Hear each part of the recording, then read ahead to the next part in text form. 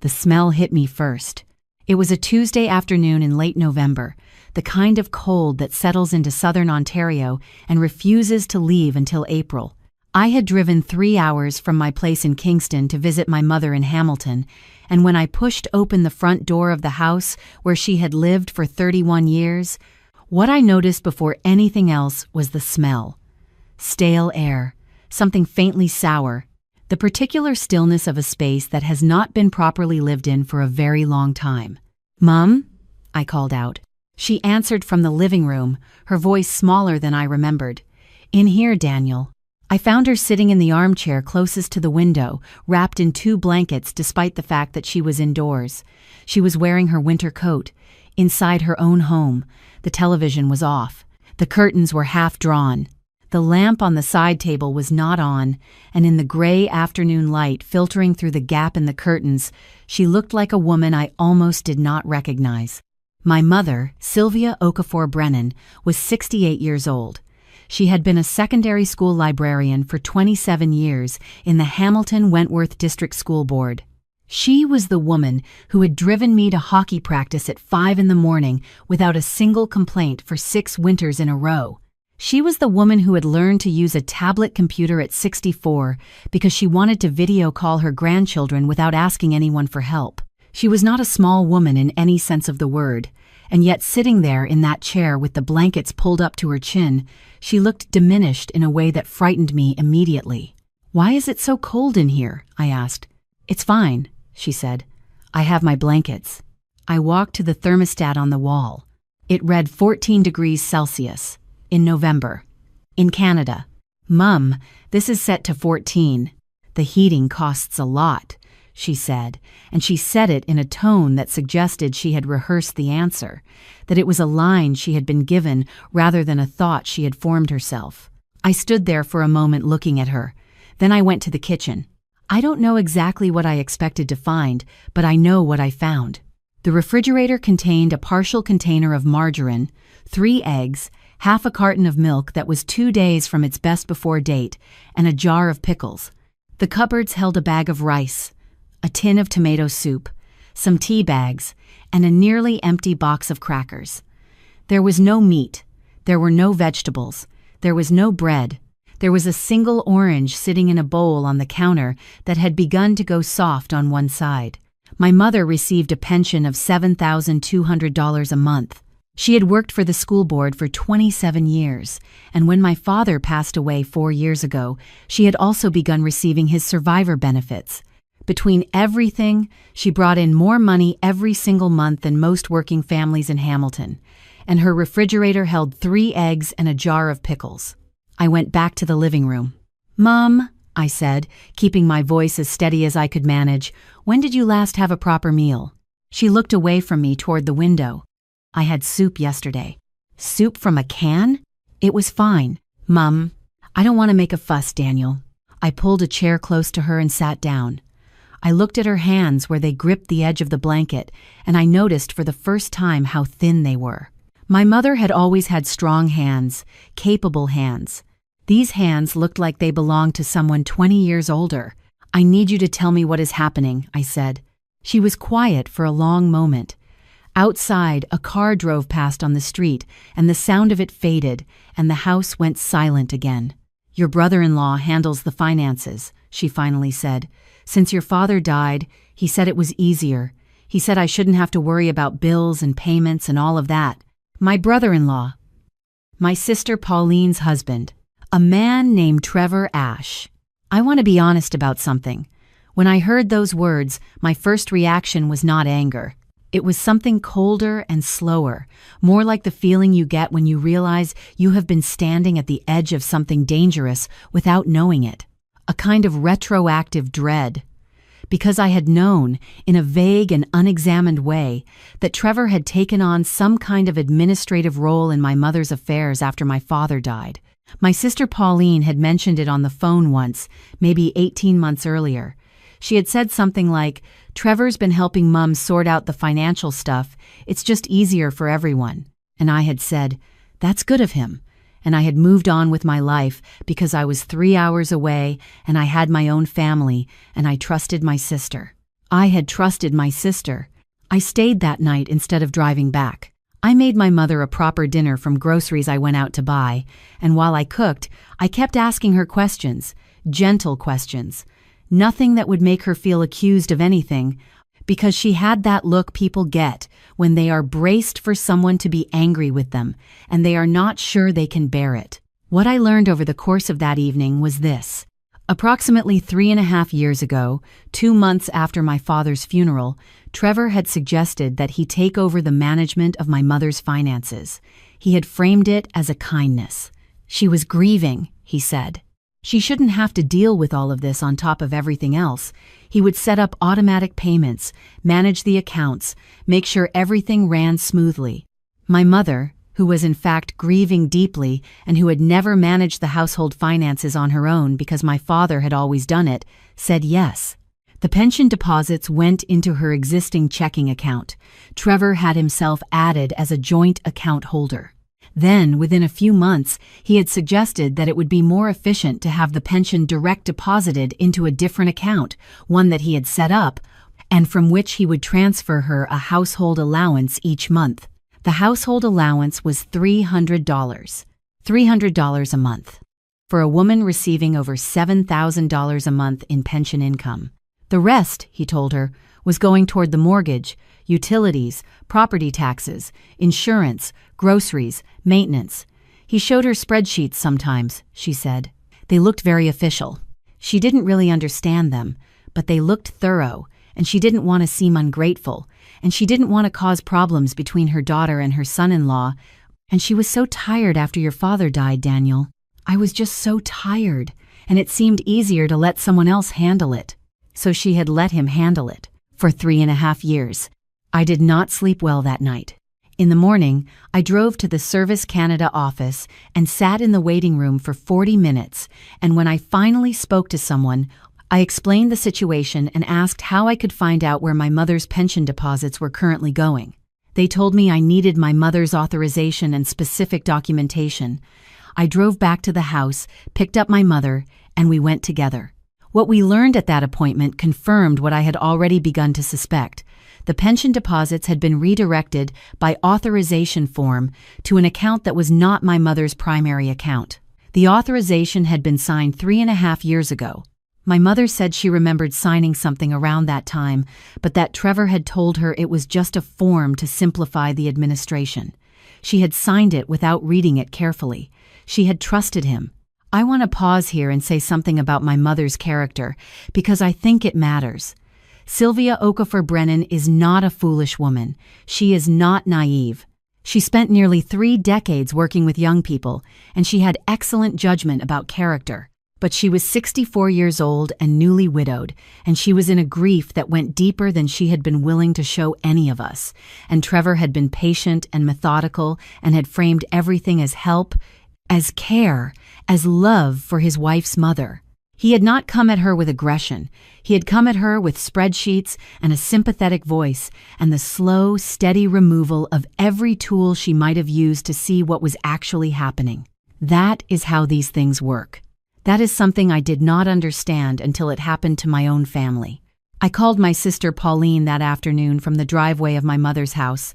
I had decided not to go inside for this conversation because I did not want my mother to hear it until I understood what I was dealing with. Pauline answered on the second ring. "Daniel," she said, and she sounded cautious already, as though she had been half expecting this call for some time. "I'm at Mum's," I said. "I know. She told me you were coming. Do you know that the thermostat in her house is set to 14 degrees? Do you know that she has 3 eggs in her refrigerator?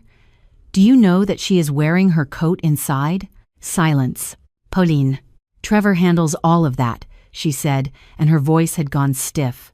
"He manages the household budget. There have been a lot of expenses. The roof last year and the teepee. She gets over $7,000 a month," I said. "Where is it?" "Daniel, you don't understand the full picture. Then help me understand it. Because from where I'm standing, our 68-year-old mother is sitting in a 14-degree house with nothing to eat, and her pension has been redirected to an account that Trevor controls, and I am having a very hard time understanding how any of this is acceptable." There was a longer silence. Then Pauline said, "I think you need to talk to Trevor." "I think," I said very carefully, "that I am going to talk to a lawyer first." I heard her breath catch. "Daniel, please don't make this into something. Call me when you're ready to have a real conversation," I said, and I hung up. I want to be honest again here. I was not calm. I was not the composed, measured person I am describing. I sat in my car in my mother's driveway for about 10 minutes, doing the kind of breathing you do when you are trying very hard not to cry or scream, and then I went inside and made my mother a cup of tea and told her that I was going to help her sort this out, and that she didn't have to worry, and that none of this was her fault. She looked at me when I said that last part, and her eyes got very bright, and she said, "I should have told you sooner." "Yes," I said, gently, "but we're here now." Over the next 48 hours, I did not go home. I called my wife in Kingston and explained the situation, and she told me to stay as long as I needed to, and she is a good person, and I am grateful for her. I made an appointment with a lawyer in Hamilton who specialized in elder law. I had found her name through the Law Society of Ontario's referral service, and her name was Frances Delacroix Wu, and she was thorough and precise, and she did not minimize what I was describing. She listened to everything I had to say, asked a series of very specific questions, and then she told me that what I was describing was, on the face of it, financial elder abuse, and that there were several potential avenues, including a civil claim for the recovery of funds, a complaint to Adult Protective Services, and potentially a referral to police for fraud. That last word hung in the room for a moment. Fraud, I repeated.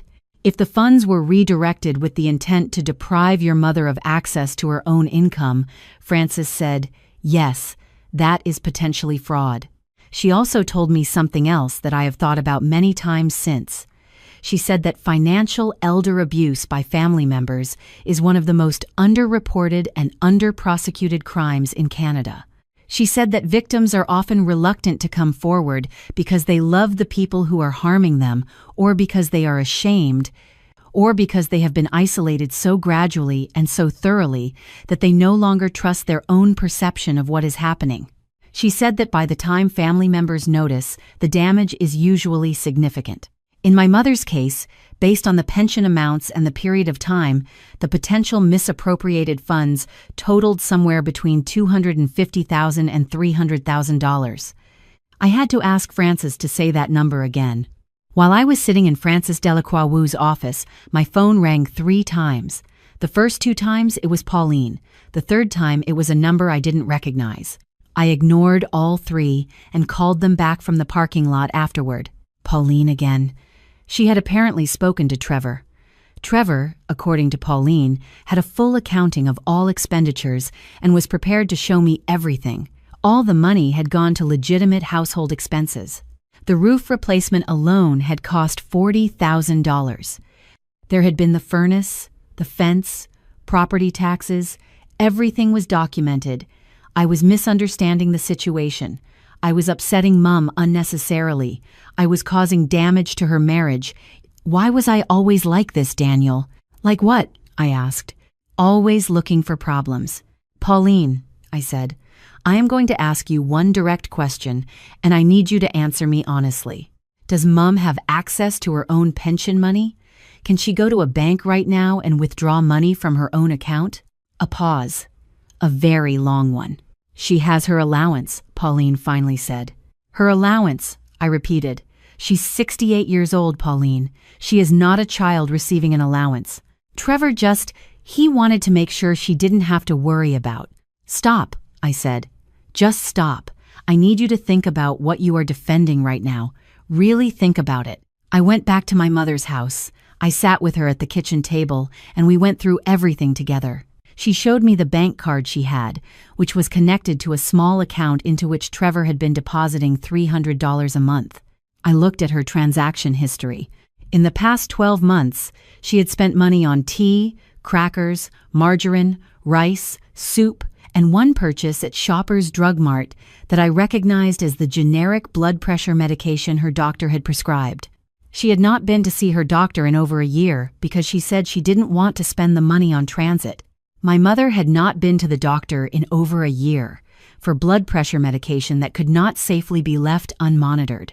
The next morning, I took my mother to her bank, not the one where the redirected account was held, but the bank where she had her original account. I had spoken to Frances the night before and knew what we needed to do.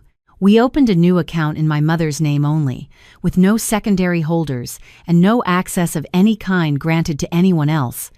We had her pension benefits redirected back to this new account through the proper Service Canada forms, with my mother present and providing her own authorization. The Service Canada officer who processed the change was a woman named Deborah, and she was kind, and she went through every step carefully to make sure my mother understood exactly what she was signing and why. When it was done, my mother sat in the chair across from Deborah's desk, and she straightened up, and I watched something come back into her face. It is hard to describe. It was not dramatic. She didn't cry. She just sat up a little straighter, and she looked like herself for the first time since I had arrived. I also, on Frances's advice, made a report to Hamilton Police Service. This was not a decision I came to easily. Trevor was married to my sister. Whatever happened next was going to affect Pauline. I did not make the report without acknowledging that to myself and sitting with it for a long time. But my mother had been cold for 3 winters. My mother had been hungry. My mother had gone without her blood pressure medication being properly monitored for over a year. And approximately $300,000 that belonged to her had gone somewhere, and I needed to know where. I made the report. The officer I spoke to took a full statement and told me that a financial crimes unit would be in touch. He also told me that in situations involving elder financial abuse by family members, victims sometimes recant or refuse to cooperate once the initial shock of intervention passes, and he asked me gently whether my mother understood the implications of the report. I said I didn't know yet, but that I was going to talk to her. I went home to the house, and I sat with my mother for a long time. I told her everything. I told her about the amounts, about the account redirection, about what Frances had said, about the police report. I told her that nothing about any of this was her fault. I told her that what had happened to her had a name, and that the name was financial elder abuse, and that it happened to a lot of people in this country, and that being a victim of it did not mean she was foolish or weak. She listened to all of it without speaking. When I finished, she was quiet for a moment, and then she said, "Will this hurt Pauline?" "It might," I said honestly. "I don't know yet what Trevor did and didn't do on his own, and what Pauline knew. I don't know the full picture yet. She's my daughter," she said. "I know, but she let this happen." She said that last part very quietly, and I didn't answer because it wasn't really a question. What happened over the following months was not simple or clean or satisfying in the way that these things sometimes are in stories. I want to be honest about that. Trevor retained a lawyer and maintained for several weeks that all funds had been used legitimately for household expenses. His lawyer produced documentation, the roof replacement receipts, the furnace, the fence, property tax records. These were real expenses. They totaled, by my mother's lawyer's accounting, approximately $68,000 over 3.5 years. That left, at minimum, a gap of approximately $180,000 that was not accounted for by legitimate household expenses. Further investigation by the Financial Crimes Unit found that Trevor had, over the same period, made a number of significant personal expenditures: a vehicle purchase, renovations to a rental property he co-owned with a business partner, several vacations, his daughter from a previous relationship's university tuition. None of these were expenses related to my mother's household. None of them were authorized by my mother. He was charged with fraud over $5,000 and criminal breach of trust. I am going to say something about my sister here, and I am going to say it as plainly and honestly as I can. I do not know how much Pauline knew. That is the truth. I have asked myself this question more times than I can count. The investigators asked her the same question at length. What she knew, according to the investigation, was that Trevor managed our mother's finances. She knew there were spreadsheets. She knew there was a household allowance. What she claims not to have known was the full extent of the diversion, or how little was actually being left for our mother. Whether that is true or not is something I may never know with certainty. She was not charged. What I know is that she had not visited our mother in 4 months before I arrived. What I know is that when she did visit, she apparently brought groceries, which I initially found somewhat exculpatory until my mother, in a quiet moment, told me that Trevor had started coming along on those visits about 2 years ago, and that conversations with Pauline alone had become rare. Isolation. It is not always dramatic. It is not always a locked door. Sometimes it is just a husband who always happens to be there. Trevor pleaded guilty to a reduced charge 8 months after the investigation began. He was ordered to make full restitution of $162,000, placed on 2 years of probation, and given a conditional sentence that kept him out of prison. My mother was in the courtroom for the sentencing, and she sat next to me, and she held my hand very tightly, and when it was over, she said, "Good," and she stood up, and she walked out. My mother's health, I should tell you, required more attention than we had realized. When she finally saw her doctor, her blood pressure was dangerously elevated. She had lost 11 pounds from her usual weight. She was mildly anemic. These things were not irreversible, but they required months of careful management, dietary changes, adjusted medication. Her doctor was, to put it gently, not pleased about the gap in her care. She filed her own report with the local health authority about the failure of adequate care. My mother lives differently now. She moved out of that house 18 months ago. The house was hers, had always been hers, and she sold it and used the proceeds, combined with the restitution payments, to purchase a smaller and more manageable condominium in Burlington, closer to me and my family. She manages her own finances entirely. She has a financial planner, a professional one, not a family member, who reviews her accounts with her every quarter. She understands every document she signs before she signs it. She has also, with what I think is considerable courage, begun volunteering with a seniors advocacy organization in Hamilton 1 day a week, where she talks to other older adults about what happened to her and about what to watch for. She says she talks to women in particular because women of her generation were often, as she was, the partner who did not manage the household finance, and that this can become a vulnerability in widowhood that no one warns you about. She and Pauline are not close. They are in contact. There is a relationship, fragile and carefully maintained, because my mother is not a person who closes doors completely. But it is not what it was, and I do not think it will be what it was, and I think my mother has made a kind of peace with that. There are things I want to say to anyone who is reading or listening to this, and I want to say them plainly because I think they matter. Financial abuse of older adults by family members is one of the most common forms of elder abuse in Canada, and it is one of the least reported. Statistics Canada estimates that the vast majority of cases are never brought to the attention of authorities.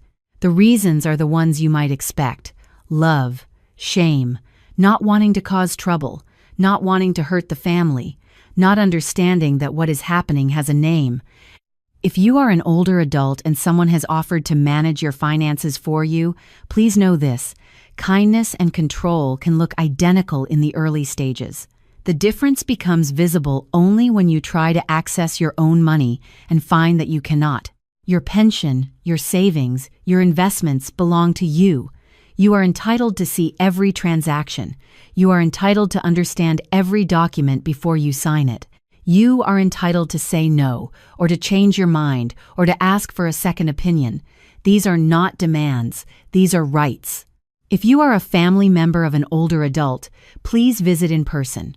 Visit alone when you can, without partners or spouses present. Ask direct questions. When did you last have a full meal? Can you show me your bank account? Do you have access to your own money? Are you warm enough? These questions may feel intrusive. Ask them anyway. The cost of not asking is far higher than any awkwardness. There are resources available in every province.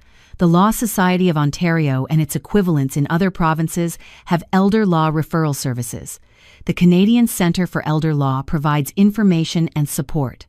The Seniors Safety Line in Ontario can be reached at any time. Adult protective services in every province can conduct welfare checks and investigations when there is concern. My mother told me, the day we opened her new account, that she had felt for 3 years like she was slowly disappearing, like she was becoming someone with no weight in the world, no agency, no presence. She said that signing her name on those forms, with no one else's name beside hers, was the first time in 3 years that she felt like herself. She is 68 years old. She has, with any luck, decades ahead of her. She is learning, she says, to take up space again. I am proud of her for that, and I am sorry every single day that I did not come sooner, that I did not ask the right questions, that I said that's good of him and moved on with my life. If there is one thing this experience has given me, beyond the grief and the anger and the long, difficult work of rebuilding, it is this. Checking in is not enough. You have to look. You have to ask. You have to be willing to hear an answer you did not want to hear and to act on it even when acting is hard and even when the consequences will be complicated and even when the person causing harm is someone you once trusted. Completely. My mother is warm now. Her refrigerator is full. She calls me on Tuesday evenings and we talk for half an hour about nothing in particular, and her voice sounds like her voice again. That is what I was fighting for. It was worth every difficult moment to get here.